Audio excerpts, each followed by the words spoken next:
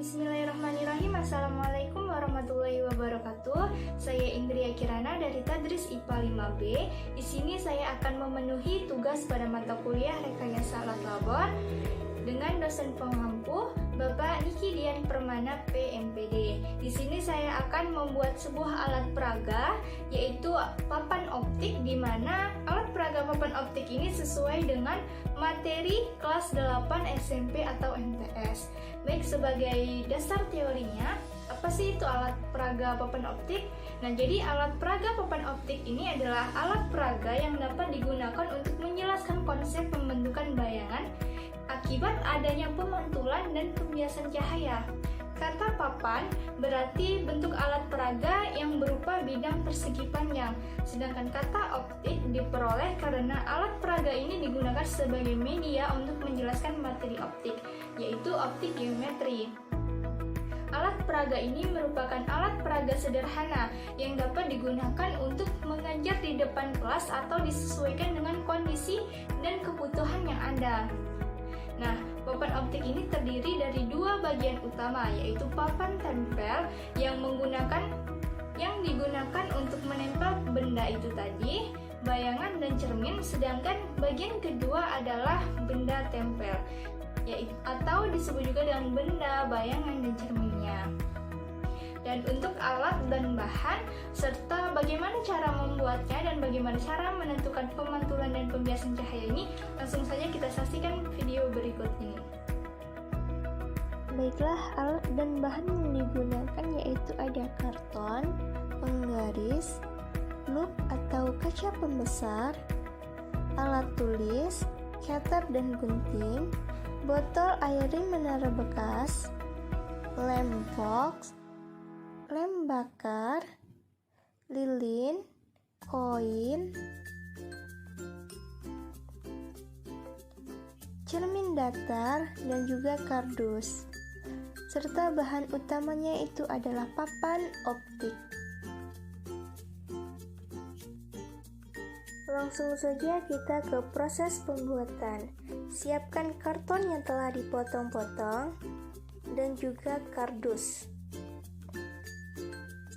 Potong karton dengan ukuran 50 cm x 10 cm. Kemudian, gulung masing-masing karton yang telah dipotong. Beri lem ketika menggulung, diharapkan gulungan tersebut lebih kuat.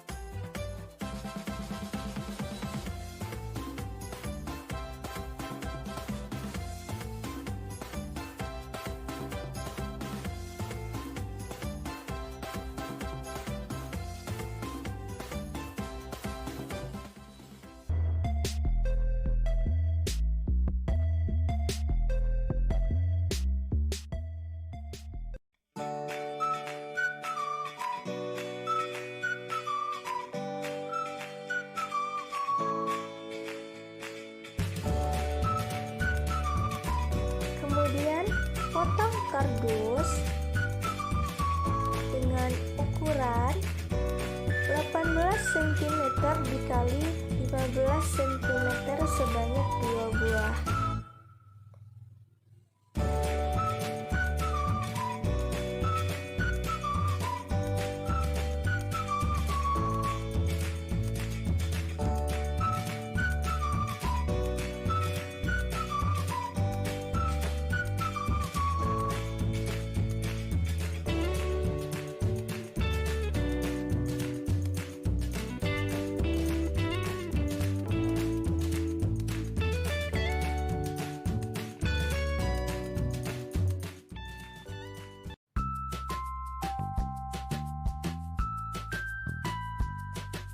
Kemudian bolongi kardus dengan bentuk melingkar yang akan digunakan pada percobaan.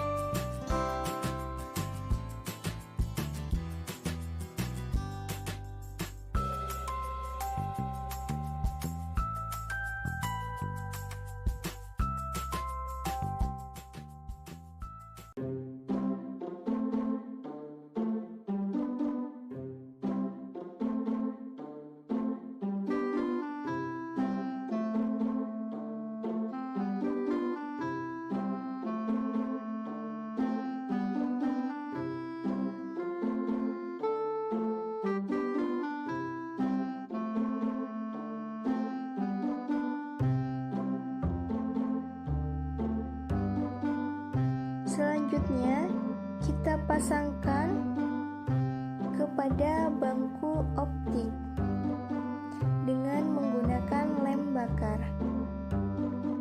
Yang pertama, di bangku pertama kita letakkan sebagai layar.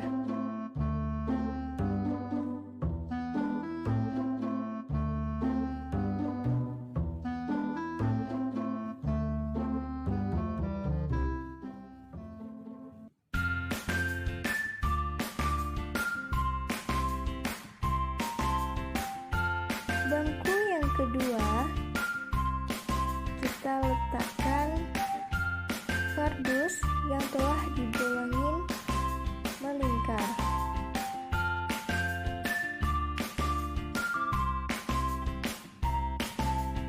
Begitu juga dengan bangku yang ketiga, untuk meletakkan kardus yang telah dibolongi secara melingkar.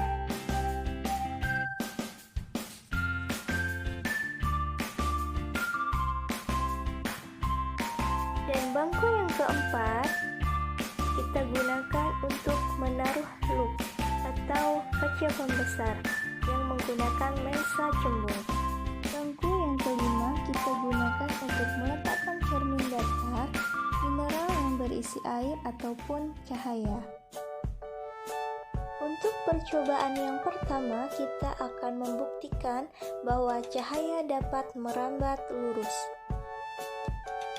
Alat dan bahan yang digunakan itu ada layar dan juga ada 2 kardus yang telah dibolongi. Untuk percobaannya, kita bisa menggeser-geserkan bangku optik tersebut disesuaikan dengan cahayanya. Nah, dapat dilihat pada layar itu dapat dibuktikan bahwa cahaya dapat merambat lurus sesuai dengan lubang yang ada pada kardus. Percobaan yang kedua yaitu membuktikan bahwa cahaya dapat menembus benda bening, dan kita menggunakan lensa cembung pada loop yang mana bersifat konvergen. Nah, proses pembuktiannya adalah dengan meletakkan loop atau kaca membesar pada bangku optik dan juga layar. Sesuaikan cahaya atau flash kamera sesuai dengan lensa cembung. Perhatikan pada layar bahwa sudah terdapat bayangan, yang berarti cahaya dapat menembus benda bening. Percobaan yang selanjutnya yaitu membuktikan bahwa cahaya dapat dipantulkan, yang mana kita membutuhkan cermin datar dan juga layar serta senter.